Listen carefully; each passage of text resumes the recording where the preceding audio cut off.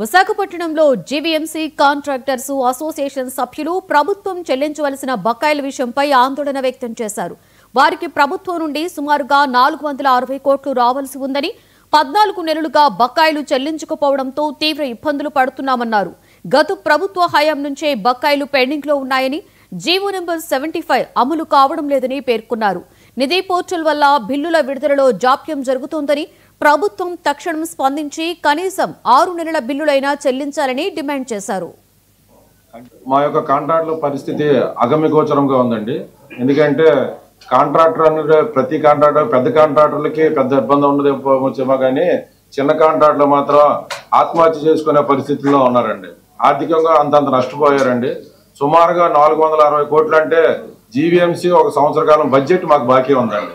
సంవత్సర కాలం బడ్జెట్ 400 కోట్ల రూపాయలు పెడుతుంటే ఆ సంవత్సర కాలం బడ్జెట్ గత సెప్టెంబర్ నుంచి ఇప్పటి వరకు 13 మాసాలుగా బిల్లులు ఇవ్వకుండా మాకు నానా ఇబ్బందులు పెడుతూ చాలా కాంట్రాక్టులు ఆర్థికంగా ఇబ్బంది పడుతున్నామండి.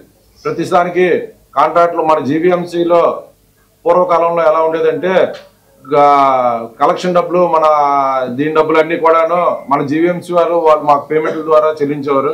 ఇప్పుడు అడుగుతుంటే నిధి పోర్టల్లో ఇవన్నీ ఉండిపోతున్నాయి, ఈ నిధి పోర్టల్లో ఉండిపోవడం వల్ల మీకు డబ్బులు ఇవ్వలేకపోతున్నాం అని ఒక మాట చెప్తున్నారు సార్.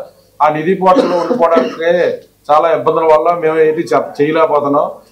నిధి పోర్టల్ ద్వారా డబ్బులు రావాలి అని అంటే ఆల్రెడీ 75 జీవో అనేది ఒకటి ఇచ్చి ఆ 75 జీవోను ఎక్కడ నిధులు అక్కడే వాడుకోవాలన్న ఒక ఆలోచనతో కూటమి ప్రభుత్వం అభివృద్ధి పథంలో బాగా ముందుకు దూసుకెళ్తుంది, అభివృద్ధి బాగా చేస్తుంది.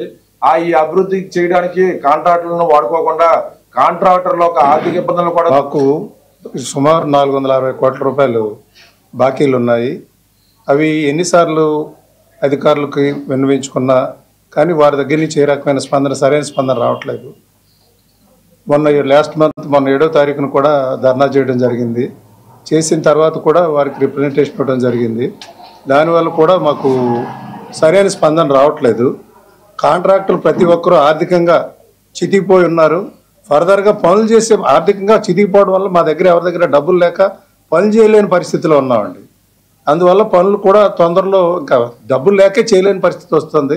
6 నెలలు బిల్లు ఇవ్వకపోతే మాత్రం కాంట్రాక్టర్లు ఆటోమేటిక్గా మా ప్రమేయం లేకుండానే టూల్ డౌన్ అయిపోతుందండి. అది ప్రస్తుత పరిస్థితి.